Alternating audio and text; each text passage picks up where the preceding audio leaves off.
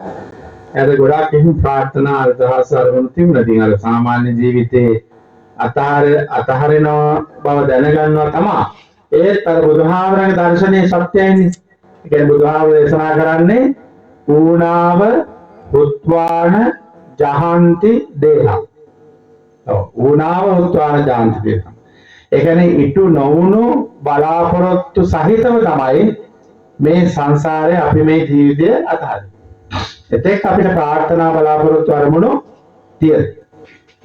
ඒ නිසා තමයි ඒ ප්‍රාර්ථනා බලාපොරොත්තු අරමුණු තියෙන නිසා තමයි මේ වගේ 7 දවසෙන් 3 මාසෙන් ආදි වශයෙන් දාන ආදී වූ පුණ්‍ය කර්මයන් සිද්ධ කරලා පුණ්‍යානුමෝදනා කරා. එයි ඒ කියන්නේ මේ ප්‍රාර්ථනා බලාපොරොත්තු හොඳද නරකද කියලා අපි දන්නේ නැහැ. ඒ අවස්ථාවට අවසාන චුති චිත්තේ කොහොම වුණාද කියලා අපි දන්නේ නැහැ.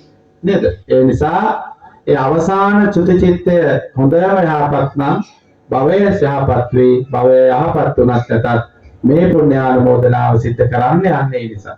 පුතජන ලෝකේ දැන් මේ සංසාර ගමනේ භවයක් කියලා කියන්නේ උප්පත්තියම තමයි.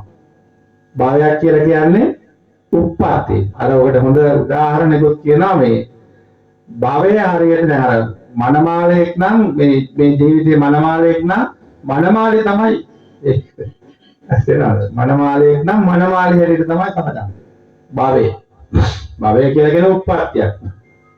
ඒ නිසා පින්නතුනි භවයක් තියෙන්න ඕන උප්පත්තියක් තියෙන්න. ඒ නිසා භවය මේ තියෙනවා සසර. ඒ නිසා අනිවාර්යයෙන්ම භවයේ පැවැත්මක් තියෙනවා.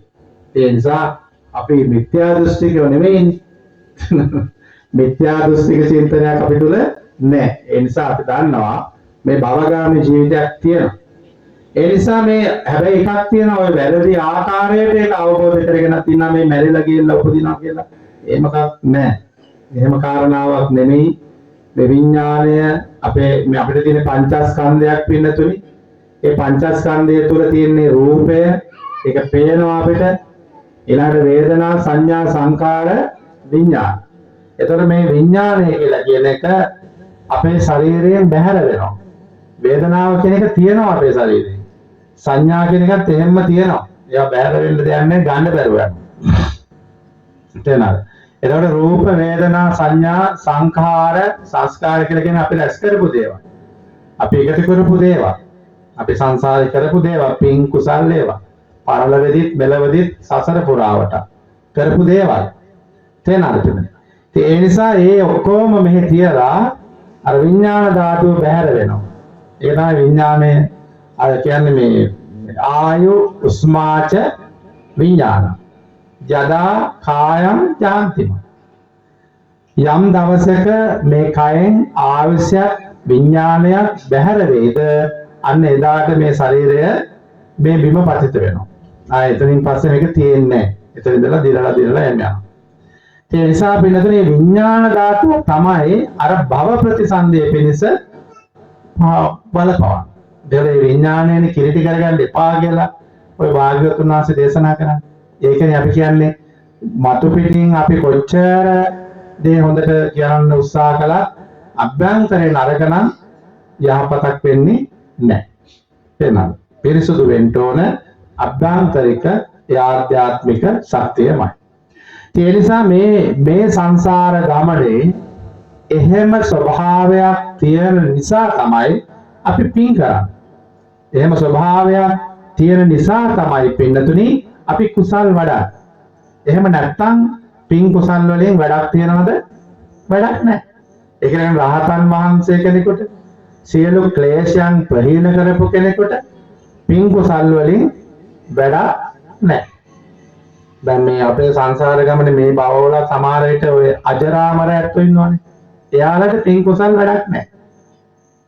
තේරෙනවද? අජරාමර කියන්නේ ඒගොල්ලෝ ජරාවටපත් වෙන්නේ නැහැ, මරණයටපත් වෙන්නේ නැහැ. හරිද? අපි එහෙම හිතමු. ඒ අයට පින් කුසල් අවශ්‍යද? අවශ්‍ය නැහැ.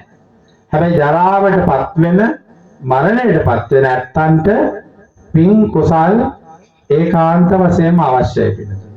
අය පින මේ භවයට පින අවශ්‍යයි. මේ භවයේ බැබලීම පිණිස, සුවය පිණිස, සැපේ පිණිස පින අවශ්‍යයි. ඇයි? පින කියලා කියන්නේම සැපයට. සුඛෝ පුඤ්ඤස්ස උච්චය. තේනද? පින කියලා කියන්නේ සැපයටමයි. ඒ නිසා පිනදෙනි මේ පින කියලා කියන එක සැපයට අදිවචනයක්. සැපයට අදිවචනයක් තමයි පින කියලා කියන්නේ. පින ලෞකිකයි. පින ලෞකිකයි. ඔය කියන්නේ සමහර අය පින් කරන්න හොඳ නැහැ කියලා කියන්නේ. පින් කරන්න හොඳ නැහැ කියලා කියනවා නේද? කෙලෙස් වැඩෙනවා. පින් කරපුවාම කෙලෙස් වැඩෙන ගතියක් තියෙනවා. මේක කෙලෙස් වැඩෙනවා හොඳ කෙලෙස් වඩා ගන්න. තේරෙනවද? හොඳ කෙලෙස් කියන්නේ නේද? ඒ කියන්නේ ලෝකයේ අර ත්‍රිවිධාකාර ගමනක් තියෙන. මේ අත් කොහොමද දන්නවා? ත්‍රිපරි වට්ටම් කියලා කියන්නේ ඒකයි. ත්‍රිපරි වට්ට ගමන තුල අපි ක්‍රියාකාරකම් කරනවා. ඒකට කියන්නේ කම්ම වට්ට කියලා ක්‍රියාකාරකම්. ඒ අනුව තමයි කිලේශ වට්ට ගොඩ නැගෙන්නේ පින්නතුනේ. පැහැදිලිද? නේද? සිල් ගන්නවා දැන් හොඳට බණ අහනවා. ඒ ධර්මය අවබෝධ කරගන්න. ඒ අනුව කිලේශ වට්ට. ඒ කෙලෙස් වල තියෙනවා හොඳ ඒවාක් තියෙනවා නරක ඒවාක් තියෙනවා යහපත් තියෙනවා. ඉතින් හොඳ දේවල් තමයි අපි වඩා වර්ධනය කරගන්න ඕනේ. ඒ අනුව විපාක වට හැදෙනවා. විපාක හැදෙනවා. ඒ කියන්නේ ඒ අනුව තමයි අපිට ප්‍රතිඵල ලැබෙන්නේ. ඒ නිසා අපි නේද මේ මොහොතේදී මේ අනිත්‍ය දුක පිළිබඳව කරුණු කීපයක් අපිට මම මාතෘකා කළ ගාථා පාඩේ ගත්තා. ගොඩාක් සරල ගාථාවක්. ඉතාමත් හැමෝම දන්න කාරණාවක්. නමුත් අපි මේ පිළිබඳව අපි ටිකක් හිතන්න කල්පනා කරන්න ඕනේ. දැන් කොහොම රෝගයක් ලෙඩ වුණාම හරියට දුක් වෙනවා. නැද්ද? ලෙඩ වුණාම රෝගී වුණාම ගොඩාක් හරියට දුක් වෙනවා හුඟක් අය. හරියට මේ ඒ අයට තාමන්ට දරා ගන්නත් බැරි මට්ටමට ඒ අය හරි විශ්වාසයට කනගාටුවට කලකිරීමටපත් වෙනවා. දැන් අතර වශයෙන්ම මේ ලෝකේ තථාගත ධහමට අනුකූලව ලොකුම රෝගය මොකක්ද? බුදුහාමුදුරු දේශනා කළා තියෙන්නේ. මොකක්ද ලොකුම රෝගය? දන්නවද කවුද? බුදුහාමුදුරු දේශනා භාග්‍යවතුන් වහන්සේ ලෝකයට දේශනා කරපු ලොකුම රෝගය තමයි jigaccha paramaroga. jigaccha paramaroga. jigaccha කියලා කියන්නේ මොකක්ද? ඒක තමයි paramaroga කියලා කියන්නේ. jigaccha paramaroga. පරම රෝගය කියන්නේ පරම අයිතිය කියලා කියන ඔය දැන් වාහන එහෙම ගත්තාම ෆිනෑන්ස් කම්පැනි කාර්යය ගන්න පරම අයිතිය අපිට ඉතින් මුකුත් නෑ අපිට නිකන් ඉන්නේ. පරම තනම. jigaccha paramaroga. jigaccha කියලා කියන්නේ මොකක්ද? jigaccha කියලා කියන්නේ මේ බඩගින්න. සුදා. තේරෙනවද? සුදා කියන්නේ බඩගින්න. බඩගින්න තමයි පරමාරෝග. උපරිම පරම මේ විහලම රෝගේ. එතකොට දැන් මොන කාටවත් හිතෙන්නේ බඩගින්න කොහොමද රෝගයක් වෙන්නේ? නේද? හිතෙන්නේ නැද්ද? සාමාන්‍යයෙන් පෙන්නතුනේ බඩගින්න කොහොමද රෝගයක් වෙන්නේ? නේද? ඒක ස්වභාවික. දැන් ඔයගොල්ලෝ හිතනවනේ එහෙම. ඕන කෙනෙකුට දැන් ඉන්නත් වෙනවා සමහර අය. බුදුහාමුදුරන්ට වැරදිලා කියලා හිතන්නේ. සමහර විට භාග්‍යවතුන් වහන්සේට වැරදුනාද කියලා. jigaccha paramaroga. එතකොට මේ සුධාව බඩගින්න තමයි පරම රෝගය. කියන්නේ බරපතලම තියෙන රෝගය. මොකද මේක ගන්න නැතුව ඉන්න පුළුවන් කවන්නේ ආයෙ ගන්නවා ආයෙත් බඩගිනිනවා ආයෙත් කෑව කනවා ආයෙත් බඩගිනිනවා එහෙමනේ. එහෙනම් පරමාරෝ. ඒකට ඔබට දැනෙන්නේ නැහැ. ඒක රෝගයක් නෙමෙයි. මේ මෙතනවනේ. ඒක රෝගයක් නෙමෙයි. කවුද රෝගයක් කියන්නේ? ඕනේ වෛද්‍යවරයෙකුට කිව්වත් මේ පිස්සුද එහෙම රෝගයක් එන්නේ කොහොමද? එහෙම එකක් නැහැ. ඒක ස්වභාවික දෙයක්. ඒක ස්වභාවිකයි. ඕනෑම මිනිස්සෙකුට ඕනෑම සතෙකුට සිව්පාරෙකුට ඕනෑම කෙනෙකුට මේ ලෝකේ බඩගින්න කියන එක හැදෙනවා. ඒක සාමාන්‍ය දෙයක්. අන්න ඒකෙන් ඔබ ඒක ස්වභාවිකයි කියලා ඔබ තේරුම් ගත්තා නම් ඇයි ඔබේ රෝගය ස්වභාවිකයි කියලා තේරුම් ගන්න බැරි? ඔබ බඩගින්න ස්වභාවික දෙයක් හැටියට ඔබ දැක්කා නම් ඔබට තේරුණා නම් වැටුණා නම් ඇයි ඔබට හැදෙන රෝගය ස්වභාවික දෙයක් කියලා තේරුම් ගන්න බැරි? ඒක තේරුම් ගන්න බැරි. ඒකත් ස්වභාවිකයි. හරි. ඔය හැදෙන පන්සා පිළකා බගන්දලා ඔය නොයෙක් ආකාර අංශභාගයද කැන්සර්ද විලිකාවන් නොයෙක් ආකාර රෝගාබාධ 90ක් නේ නොයෙක් ආකාර රෝගාබාධ ඒ සියල්ලක් නේද ඒකට ස්වභාවිකයි නේද බඩගින්න වගේ තමයි හැබැයි පරම රෝගය බඩගින්න පැහැදිලි ඉතින් එහෙමනම් ඇයි මේ මහා ලොකුවට මේ දුක් කන්දක් මේව කරගෙන ඒක මවාගෙන වේදනාවන් විඳින්නේ ඒක ස්වභාවික දෙයක් වෙනවා අර ක්ෂුදා ගින්න වගේම තමයි වෙනත් රෝගාබාධයක් මිනිස්සුෙකුට වෙනදෙනවා කියලා කියන්නේ ඒ ස්වභාවික දෙයක් අර කියන්නේ රෝග නිර්දාන් පබන්නන්නේ විජ්ජති බෝධි සන්දේහෝ හැබැයි ඒවා කැඩිලා බෙදලා විනාශලා යනවා ඊට පස්සේ මරණාන්තං ජීවිත මේ ජීවිතය කියන එක මරණයෙන් අවසන් වෙනවා අන්න ඒකයි බාහිරකට කොට බඩගින්න මෙතෙක් කාලයක් ඔබ හිතුවේ සාමාන්‍ය ස්වභාවික දෙයක් කියලා. රෝගයක් එතකොට අස්වාභාවික දෙයක්ද? නෑ. නේද? රෝගයක් කියලා කියන්නේ සාමාන්‍ය ස්වභාවික දෙයක්. දැන් ඒ නිසා අපිට මහ ලොකු දෙයක් නෑ. ඉතින් බුදුහාර ඒ ගාථාවේ jigaccha parama roga කියලා තියෙන දේ උන්වහන්සේ දේශනා කරනවා සංඛාරා පරම දුක්ඛ කිය. තේරෙනවද? රැස් කරන එක තමයි පරම දුක. සංඛාරා පරම දුක්ඛ. හරිම ලස්සන දර්ශනයක් එතන තියෙනවා පින්නතුනි. මේ ලෝකේ සැපයක් කියලා යමක් තියෙනවා නම් ඒ අවේදිතයි. අවේදිතයි කියනවා. නොවිදන දෙයක්. අපි හිතන්නේ විඳින දෙයක් තමයි සැපේ කියන්නේ. සැපේ කියලා කියන්නේ විඳින දෙයක්. වින්දනය කරනවා නම් පමණයි සැපයක් කියලා අපි හිතන්නේ. ඒ බුදුහාමුදුරේ දේශනා කරන්නේ අවේදිතං පරමං සුඛං. තේරුණාද? විඳින්න නැත්නම් තමයි පරම සුඛේ.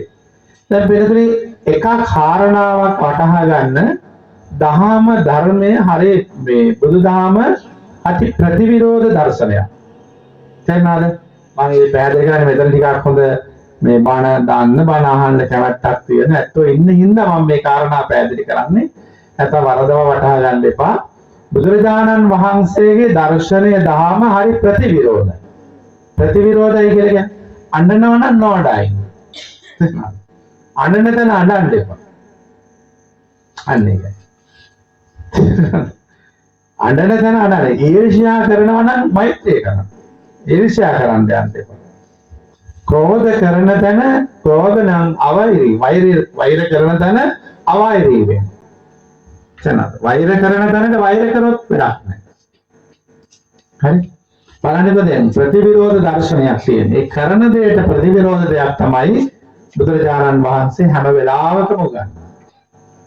තනද ඒ නිසා සිනාසෙනවා නම් සිනා නොවි එක තමයි උද. සමහර ලාලවලට එහෙමයි. ඉතින් අපි ඔක්කොම එකට දීලා එකටනේ අඬන්නේ. එකනේ ශෝක කරන්නේ නේද? නමුත් දර්ශනයක් හැටියට ගත්තාම බුදුරජාණන් වහන්සේගේ දර්ශනය ප්‍රතිවිරෝධී දර්ශනයක් තියෙනවා. ඊර්ෂ්‍යා කරන ගහනවන නොගයි. ගහන බයින කෙරේ බනිනවන නොබැරේ. බනින කෙනෙකුට බනින එක නෙමෙයි වැදගත්. බනින එක නෙමෙයි හපක්. බනිනවන ඉතින් ඒක ඉතින් දෙන්නම එකයි බුරනකොට එක.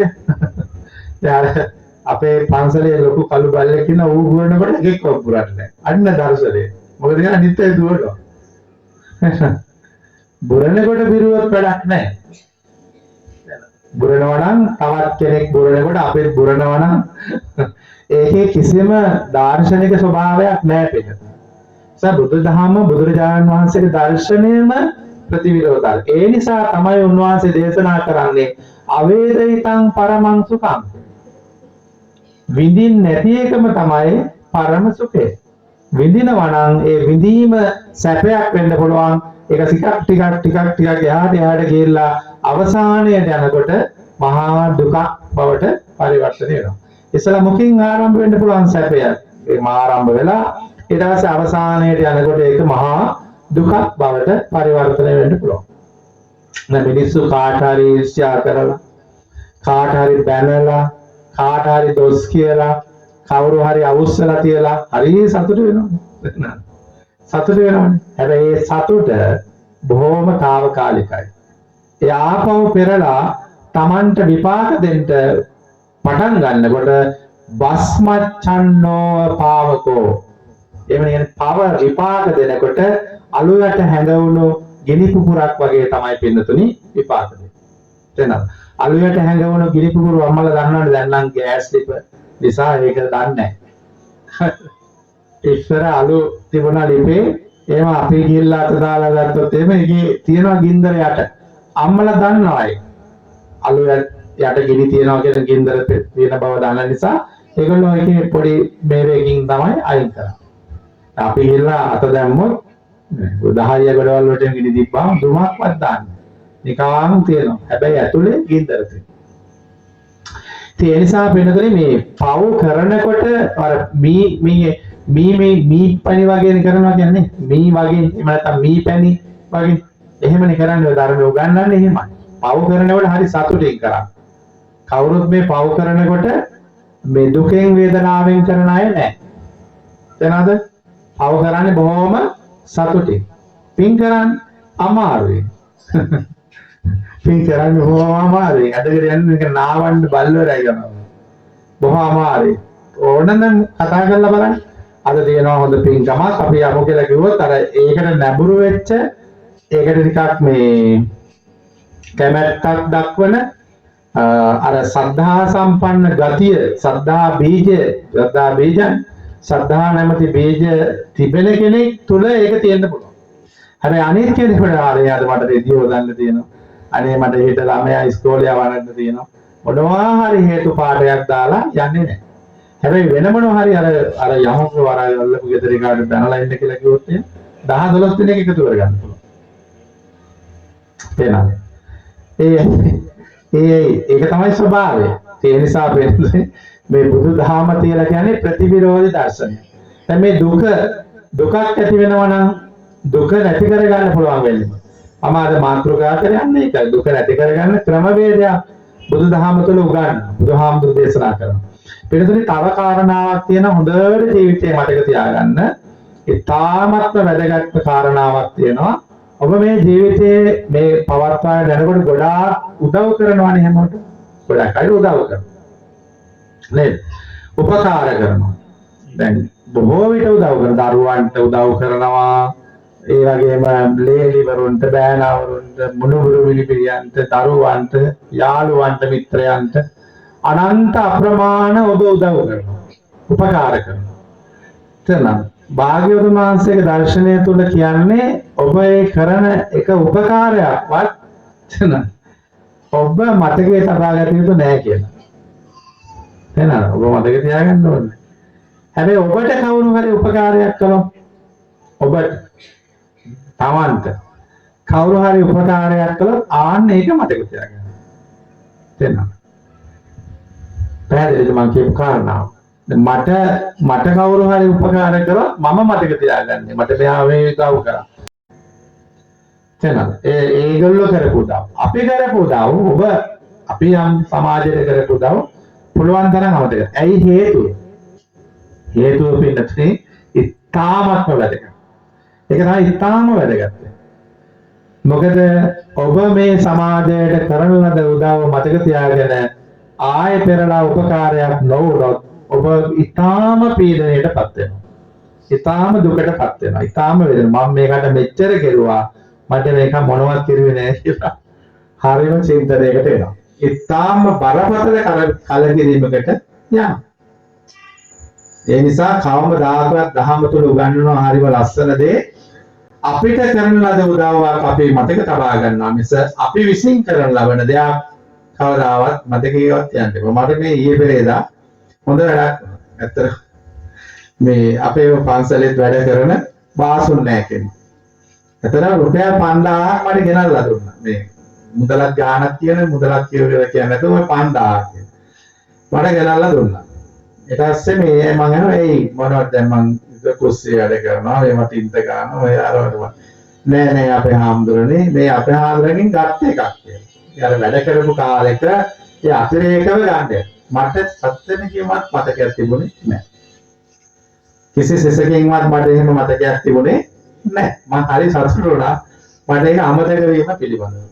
තේරුණාද? ඒක තමයි ඉතාම වැදගත්. මා විසින් ඔබට කරන ලද උපකාරය නෙමෙයි, ඔබ විසින් අපට කරන ලද උපකාරය ඔබ මතක තියාගන්න. ඒක තමයි කෘතවේදී භාවය කියලා කියන්නේ. ඒක ඇයි එහෙම වෙන්න ඕන? ඇයි එහෙම කරන්න ඕන? ඒකෙන් ඔබේ සිතට සතුටක් වෙනවා. හැබැයි අපි උදව් කරලා කවුරු හරි කෙනෙක් අපිට උපකාර නොකළොත් අපි කලකිරීමටපත් වෙනවා. එහෙම වෙන්න ඕනේ. එහෙම වෙන්න අවශ්‍යම නැහැ. ඒ නිසා මේක ඉතාම වටිනා සංකල්පයක්, වටිනා අදහසක්, හැම කෙනෙකුගේම හදවතට ගත යුතු දෙයක්. ඒකට බලන්න දැන් මේ රෝගයක් හදුනත් දුක් වෙන්න දෙයක් නැහැ. ඒක ස්වභාවික දෙයක්. හරියට බඩගින්න වගේ තමයි. ඊළඟ සංඛාරා ධම්මා දුක්ඛ. මේ ලෝකේ සංස්කාර ධර්ම රැස් කරන හැම දෙයක්ම දුකයි. අපිට හමු වෙන ඊළඟට අපි සමග ගනුදෙනු කරන මේ සියල්ල නැතුව යනකොට දුකටපත් වෙනවා. ඉතින් ඒ දුක බුදුහාමුදුරේ දේශනා කරන්නේ දුක්ඛේ ලෝකෝපදිට්ඨිතෝ කියලා. තේරෙනවද? ඒක සරල නෑ. ඒක තාමත්ම ගැඹුරු දෙයක්. ඒක තාමත්ම වටිනා දෙයක්. බොහෝ දේ අහිමි වෙනකොට, බොහෝ දේ නැති වෙලා යනකොට, බොහෝ දේ දැන් අර මිනිස්සේ කුඹර ඔක්කොම හොදාගෙන ගියා. හැම දෙයක්ම නැති වෙලා යනකොට ඒ නැති වෙච්ච තැන අපි මහා දුකකින් වේදනාවකින් ඉන්නේ නැතුව අපිට ඉන්න පුළුවන් ස්වභාවයක් ඇති වෙනවා. ඒ නිසා මේ පවුලේ අයටත් අපිටත් අපි හැමෝටම ඒක දරා ගන්න පුළුවන් වෙන්න ඕනේ. අර ශෝකයේ ස්වභාවය. ඒ කියන්නේ අනිච්ච සංඥාව, අනිච්ච සංඥා කියන්නේ අනිච්ච සංඥා, අනත්ත් සංඥා නේද? එහෙම කියනවා. ඒ අනිච්ච සංඥාව ජීවිතයේ හරියම වැරදි. අනිච්ච සංඥාව ගැනීම. ඒ නිසා අනිච්ච සංඥාව ඊ타ත්ම හොඳින් ගන්න මේ වෙලාවේදී ඒක තමයි මම කියේ ශුඤ්ඤතෝ අනිමිත්තෝච විමුක්ඛෝ යස්ස ගෝතෝ. අනිත්‍ය ස්වභාවයේ දුකක් හැටියට ගත්තොත් අනිත්‍ය කියන එක දුකයිනේ. අනිත්‍ය ස්වභාවයේ දුකක් හැටියට ගත්තොත් ඒ දුක හැමදාම වේදනාව ගෙන දෙනවා. දුක කියන එක වේදනාව ගෙන දෙනවා. තේරෙනවද? අනිත්‍ය සංඥාව ශූන්‍ය හැටියට ගත්තොත් ඒක මට තේරෙනවද දන්නේ කියන එක අනිත්‍ය සංඥාව ශූන්‍යතා සංකල්පයට මේක හිස් දෙයක්. මේක නැතුව යනවා. එහෙම නැත්නම් මේක පවතින දෙයක් නෙමෙයි. අපිට ඒක බලාපන්න පුළුවන් දෙයක් නෙමෙයි කියලා ගත්තොත් අපිට දුක කියන එක අඩු කරගන්න පුළුවන් වෙනවා. තේරෙනවද? ඒ කියන්නේ අහිමි වීම දුකක් හැටියට ගත්තොත් ඒක වේදනාවක් වෙනවා. පැහැදිලිද කියලා?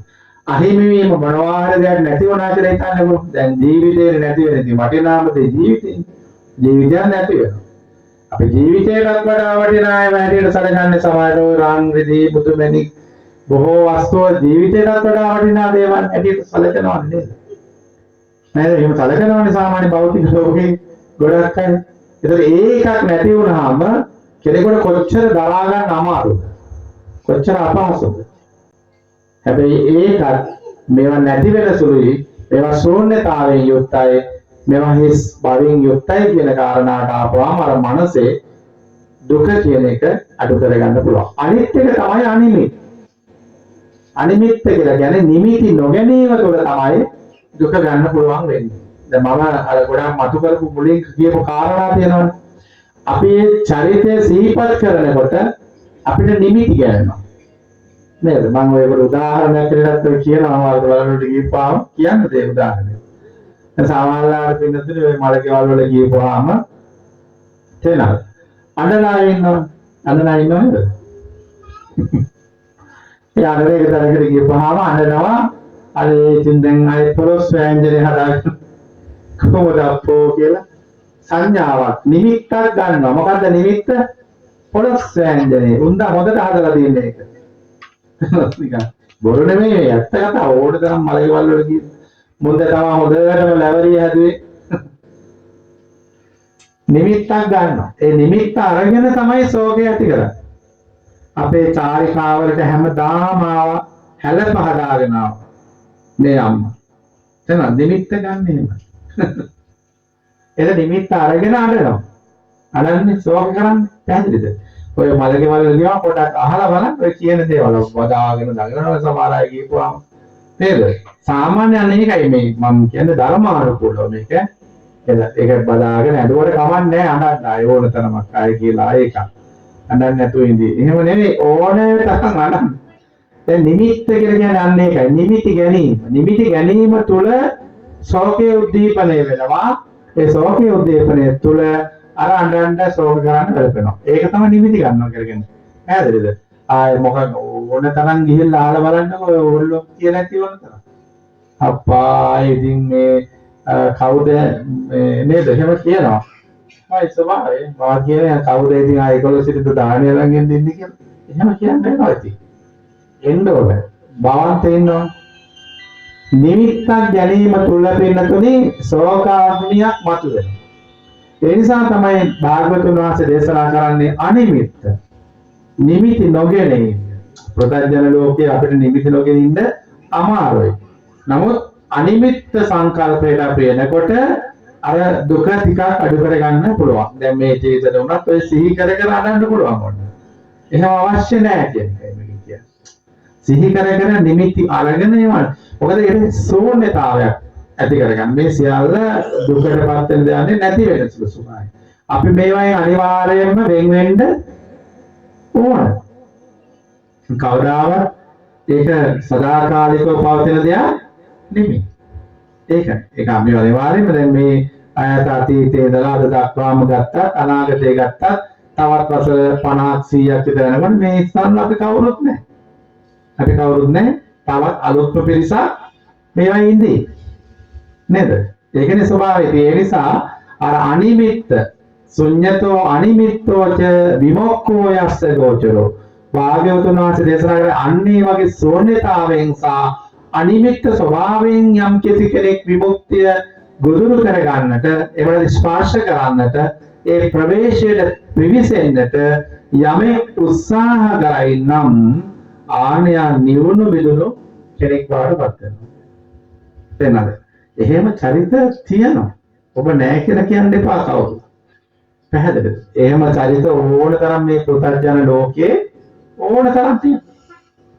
පැහැදිලිද? ඒ කියන්නේ මේ අද වශයෙන් මේ පෙරේදා අර අවුරුදු 25ක තරුණ පුතණු කෙනෙක් අභාවයටපත් වෙනවා. එයාගේ මේ රෝගය එහෙම රෝග හැදෙන 180 වෙන ලක්ෂ ගානකට කෙනෙකුට රෝගයක් හැදෙන ස්වභාවය. එලේ කැට ගැසීමක් වගේ දෙයක් ඇති වෙන එක. එතකොට එයා ලංකාවෙත් ඉගෙනගෙන බ්‍රිතාන්‍යයේද ගොඩ කියලා බ්‍රිතාන්‍යයේත් ඉගෙනගෙන කුමාරප්පරම කියලා මම හිතන්නේ මත්පොමක කරේ මට නම් මතක නැහැ.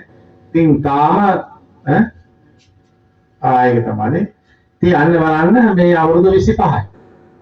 අපි හිතන්නේ අවුරුදු 25 දී මේ යන්නේ නැහැ නේ කියලා ඒ කියන්නේ නේද? දැන් බලන්න ඒක ඒ මවට හෝ ඒ පියාට හෝ මොනතරම් වේදනාවක්ද කියලා හිතන්න. ඒ වගේ තරුණ අයද බාල අයද අර කියන්නේ මේද දහරාච මහන්තාච ඒ බාලායේච පාණ්ඩිත සබ්බේ මච්චු වසඤ්ඤන්ති සබ්බේ මච්චු පදනති. ඒක තමයි ස්වභාවය. ඒ නිසා ශුඤ්ඤතෝ අනිමිත්තෝච විමුක්ඛෝ යස්ස ගෝචරෝ අන්න එපද මේ ආකාශේව සමුද්දානම් ආසේ කුරුල්ලෙක් ඉගිරෙන්නා වගේ. ආසේ කුරුල්ලෙක් ඉගිරුණා කියලා ඒකට මේ පාරක් එහෙම වදින්නේ නැහැ නේ. මෙන්න මෙතනින් ගියා කියලා කියන්න පුළුවන් කමක් නැහැ නේද? ආකාශේව සමුද්දාන ආසේ පියාසර කරන කුරුල්ලෙක් වගේ බොහොම හොඳ භව ගමනකට හේතුපාදක වෙනවා. ඉතින් කවුරුත් කැමති එහෙම නේද? ඔබ මේ සංසාර ගමනේ හොඳ ධර්ම අවබෝධයක් තියෙනවා නම් හරියට පහනක් නිවිලා යනවා වගේ මේ සසර ගමන අතහරින්නටම වාසනාව අවස්ථාව ලැබේවා කියලා ප්‍රාර්ථනා කරනවා. මේක මහ දුකක්. මොකක්ද දුක? මරණය. මරණය කියන්නේ මහ විශාල පීඩනයක්. වේදනාවක් ගැන දෙන දෙයක්. ඒ නිසා ඒ වේදනාවල ස්වභාවය අර කුරුල්ලෙක් ප්‍රයාසර කරන්නා වගේ ඒ පාරක්වත් දකින්න දෙන්නේ නැති ස්වභාවයකට අපිට මේ ගමන යන්න පුළුවන් නම් ඊට වඩා හොඳයි. ජීවිතේ අපිට తాවකාලිකව ලැබුණු නවාතැන් පොළක් පමණයි. මේක අම්බලම. ඒ අම්බලමේ බොහෝ දෙනා ලඟින්න පුළුවන්. ඒ ජීවිතේ බොහෝ දේවල් තියෙනවා. ඒ නිසා අපි බලමු උත්සාහ කරලා ඔබගේ ජීවිතේ නැවති අම්බලම ලස්සන කරගන්න, අලංකාරපත් කරගන්න, ජීවිතයේ අසා පරිදි අවබෝධය ඇති කරගන්න. ඒ අර පරම දුක්ඛ, ඒක කියන්නේ සංඛාරා පරම දුක්ඛ. සංස්කාර පරම දුකයි කියලා කෙනෙක් අවබෝධ කරගෙන යථාභූතං ඥාන දර්ශනං ගැඹුරින් මේ අවබෝධ කරගෙන නිබ්බාණං පරමං සුඛං නිවන තමයි පරම සුඛය හැටියට ඔබ කල්පනා කරමින් මේ සංසාර ගමනේ අවේදිතං පරමං සුඛං වින්දනේ නොකරන යමක් තිබෙනවා නම් එය තමයි පරම සුවය හැටියට අවබෝධ කරගන්න. මේ ලෝකේ භෞතික ලෝකේ වින්දනේ නොකරන දෙයක් නැහැ. මොනවද වින්දනය? හැම දෙයක්ම වින්දනය කරනවා. එතන වින්දනය නොකරන යමක් තියෙනවා නම් එය තමයි පරම සුඛය. පරම සුවය. ඒ නිසා භාග්‍යවතුන් වහන්සේගේ දර්ශනය දහම අපේ ජීවිත ආලෝකයේ පිණිස හේතු වාසනාම වේවා කියන ප්‍රාර්ථනාව ඇති කරගන්න.